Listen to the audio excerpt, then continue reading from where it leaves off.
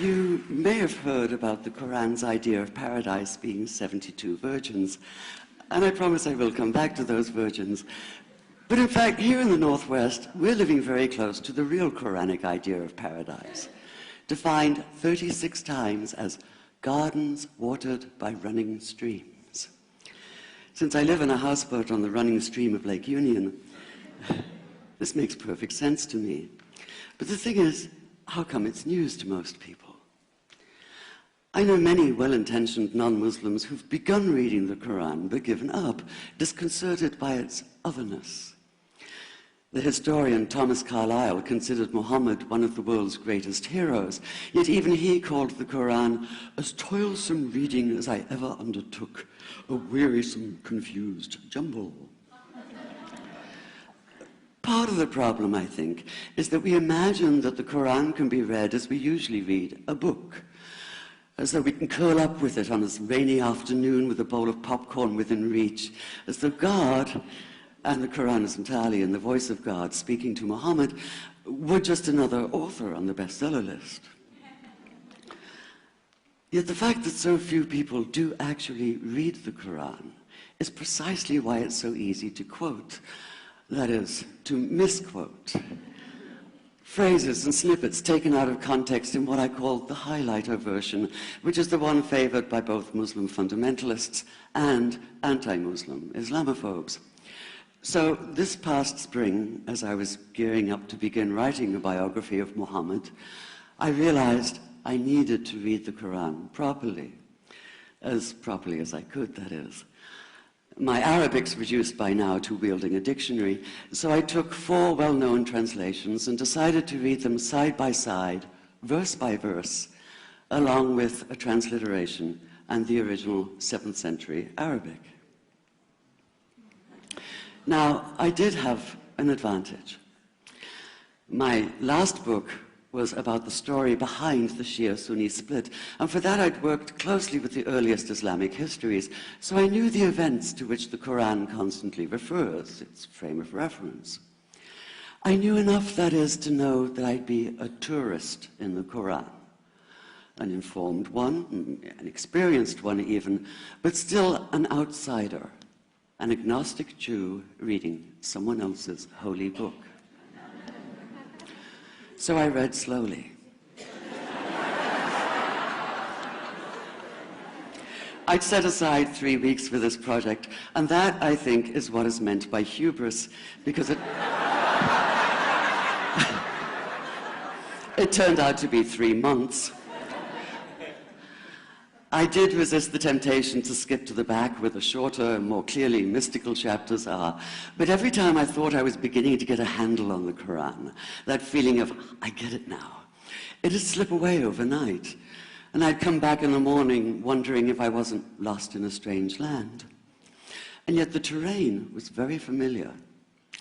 The Quran declares that it comes to renew the message of the Torah and the Gospels, so 1/3 of it reprises the stories of biblical figures like Abraham, Moses, Joseph, Mary, Jesus. God himself was utterly familiar from his earlier manifestation as Yahweh, jealously insisting on no other gods. The presence of camels, mountains, desert wells and springs took me back to the year I spent wandering the Sinai desert. And then there was the language, the rhythmic cadence of it, reminding me of evenings spent listening to Bedouin elders recite hours-long narrative poems entirely from memory. And I began to grasp why it's said that the Quran is really the Quran, only in Arabic. Take the Fatiha, the 7-verse opening chapter that is the Lord's Prayer and the Shema Israel of Islam combined. It's just 29 words in Arabic, but anywhere from 65 to 72 in translation. And yet the more you add, the more seems to go missing.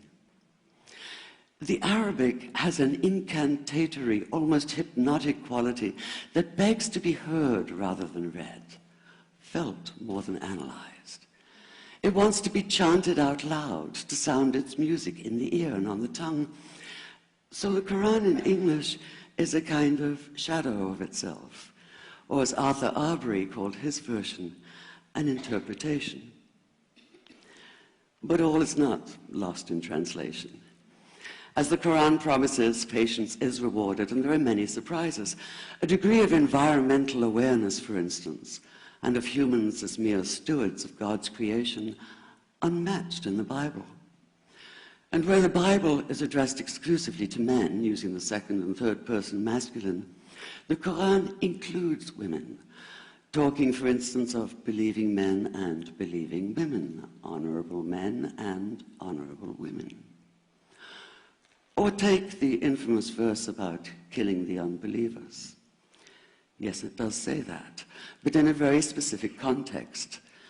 The anticipated conquest of the sanctuary city of Mecca, where fighting was usually forbidden. And the permission comes hedged about with qualifiers.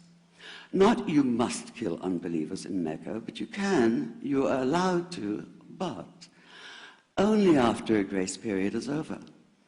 And only if there's no other pact in place. And only if they try to stop you getting to the Kaaba. And only if they attack you first. And even then, God is merciful, forgiveness is supreme, and so, essentially, better if you don't. This was perhaps the biggest surprise.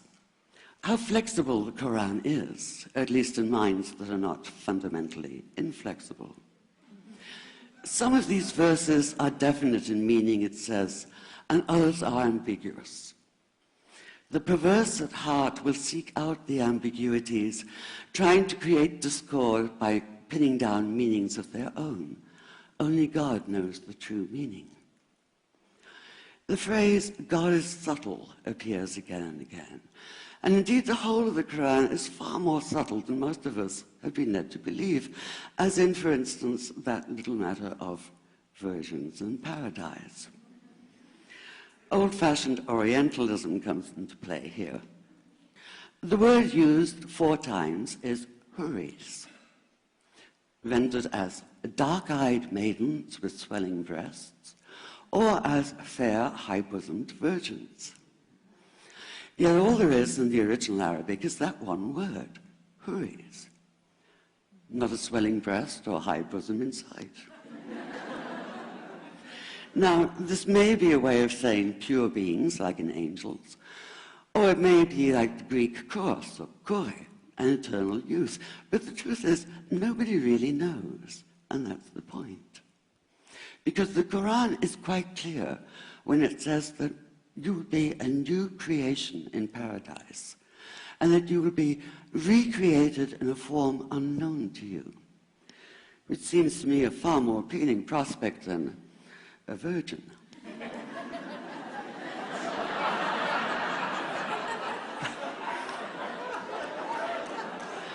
And that number 72 never appears. There are no 72 virgins in the Quran. That idea only came into being 300 years later, and most Islamic scholars see it as the equivalent of people with wings sitting on clouds and strumming harps. Paradise is quite the opposite. It's not virginity, it's fecundity, it's plenty, it's gardens watered by running streams.